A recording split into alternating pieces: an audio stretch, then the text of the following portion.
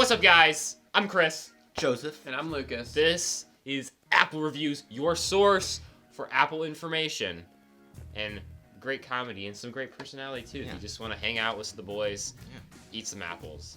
It's great. So, if you remember last week, Apple Master Stuff said that we have an apple that was created by the Midwestern Apple Improvement Association. Apple Master Seth, what is the apple? Like you said, this is an improvement, allegedly, over some apples. It is called the EverCrisp apple. EverCrisp. I've never heard of this. Wow. It is a hybrid between the Honeycrisp and the Fuji apple, and originally developed in Ohio. Okay, I don't like Ohio because we're Michigan. But anyway, I predicted this very hybrid. I said last week's hybrid tasted like a Fuji apple and a Honeycrisp. And now here it is. Now here it is. So, And it's EverCrisp, and man, does it look crispy. I mean, look at I'd that say skin. that skin looks very It crisp. That is the cleanest skin I've ever seen. extremely crisp. Hopefully the brake test Ooh. confirms that. Something I wanted to mention though, this is not a very pretty apple in my Yeah, opinion. it's very dark. It has like Yeah. very kind of dirty green color. If you look at this yeah, slice, I was it's gonna like look at the slices. it's kind of Yeah, it's like- yeah. it's not a This bright is, red. I think it's this is not the a best bright example. yellow. You see Yeah. that really kind of dirty color, but All right, so we're gonna put the apple through some more rigorous first inspections. We're gonna try the knock test. It's not nearly as Not hollow as the hollow, last not one. hollow Nearly like the as hollow. pinata German apple. Or the skin feels a little strange almost. yeah, Feel a that, feel little that. waxy. It's I like don't know. that, Yeah. like waxy. I don't That's know a what to good- think about it. I don't really. Yeah, it's not a pretty apple. I'm gonna be honest with you guys. Right. It doesn't look that pretty, but who cares? If It you're gonna tastes show good. your friends, your favorite apple, don't show them this one. well, What? unless it is your favorite. Well, guess we'll find out. No, Won't All right, we? let's let's see how- Let's break it. Let's try the break test, guys. All right, that was clean. It was Is not bad. Is it gonna live up to its expectation of being ever crispy? I don't know. I don't know. Is either. there Let's such a find thing as an out. ever crispy apple? Let's find out. We gonna take a bite, boys? Yeah, let's do it. Joe- wow. Mmm. Oh man, It's a different taste. really crunchy. Oh my lord. Crunchiest apple yet. I can't even talk. This is a good apple. I guess the Midwestern Apple Improvement Association Did their Did their job. job. Yeah, you guys made a good tart apple. Yeah, nice job. I mean, tart. You'd say it's tart? Yeah. I said it's tart. Yeah. Really? I would say it's not overly sweet. The skin is so tart. I would say the skin gets in the way for me. It's really thick. I'm gonna have to disagree. So I just took a bite into this apple, and without the skin, the flesh is not that good. I think the skin really makes this Really? apple. The skin is quite tart, actually. You know, I think that's a consistent thing between us. I don't like Mm-hmm. skin. You're like, the skin adds to the I consistency. think the skin also adds to it, but I don't think it's tart at all because I don't get like any sourness that makes me want to like pucker up. This is definitely a very minimally tart apple. But it's not like the Fuji, it's not neutral. I think there is something different about it. If I'll be honest, I think the best way to really explain it is if you had a Fuji apple and you've had a Honeycrisp, this is a combination, and I think that really speaks to it. It's crispy like a Honeycrisp. It has the texture of a Honeycrisp, but it's Yeah. closer to the taste of Fuji. It's a strange apple.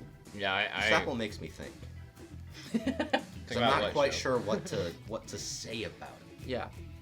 I mean, I think I will say this. I believe the Midwestern Apple Improvement Association did the job and improved the Fuji apple.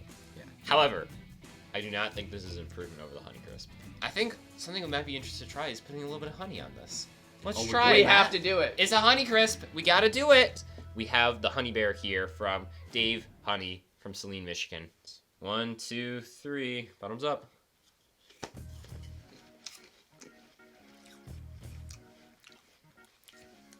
I really like that. I might unironically eat it like that now. Yeah, I really like that, I actually. think the flavors apple goes really well with the honey. Mm-hmm. Yeah, I've never had a better combination. Apple Master Seth seems to agree. Yeah, Apple Master Seth is in there. He's like, For once, guys, we all have a agree. unanimous agreement about the honey and the apple. Wow. With that in mind, guys, we're gonna give our apple review. So I think for this one, I think it's important to do with honey and without honey. Yeah. Because yeah. we're all like, hey, this thing's great with honey. With that in mind, guys, I'm gonna give the EverCrisp a rating of a J. This is without honey, but with honey, I'm gonna give it an H. I think the honey really improves it. If you're gonna get this apple and you're like, hey, I want to try something new, I want to be crazy, get some honey. I think without honey, I'll rate this as high as like an H. Wow. And with honey just elevates it so much. I might say it's even as high as a F, even. Wow. All in all, I have to give this, I think, a J. So I'm going to agree mostly with what they were saying. How about with honey? But with the honey, it's just such a unique experience that I'm going to agree with Joe. I'm going to give this an F. This is just shy of top 5. I think if you want a truly experimental sort of like gustatory experience, you gotta try this apple with This the is honey. an apple that is very good at bringing us together again. Yeah. Me and Yeah. Lucas agreeing again. So I think we're learning the Honeycrisp apple really is the thing that brings us together. So 'Cause we'll have this to has see. the Honeycrisp within it. Yeah, the soul of a Honeycrisp in the body of a Fuji apple. What's our apple for next week, Seth? So here's the hint. It originated in an orchard in 1880 in Iowa. I'm looking forward to trying an Iowa apple Yeah. next week. I think it's going to be good, guys. I'm excited. So am I. Make sure to stay subscribed, hit the bell, leave a comment. Have you put honey on your apples? Do you put salt on your apples? Do you put raisins on your apples? How do you cut your apples? We want to know. We're going to read every single comment you put down there, all right? Leave a comment, hit the bell, stay subscribed. This is Apple Reviews, signing off. But Maybe we'll try pineapple. Okay, but this goes into Tell a us in really the comments deep below thing. if Like, we should what try is the an pineapple. apple? You know, back in medieval times, they called all fruits apples. No. And so, yes. So here's Apple the real facts. question. Apple facts. So in the book of Genesis, it says that Adam and Eve take the forbidden fruit, which we all assume to be an apple. Yeah. But in ancient It's never texts, it's explicitly written. stated though, right? Well, they call it an apple in some medieval texts, but the question is it really an apple, or is it just because they didn't have many fruits and they called pretty much everything an apple? Because apple was synonymous with fruit. So did Adam and Eve really take an apple, or was it a different fruit? Was it a mango? Was it a banana? We don't know. So next time you're reading the Bible, don't assume they ate a fruit. Don't give apples that bad name.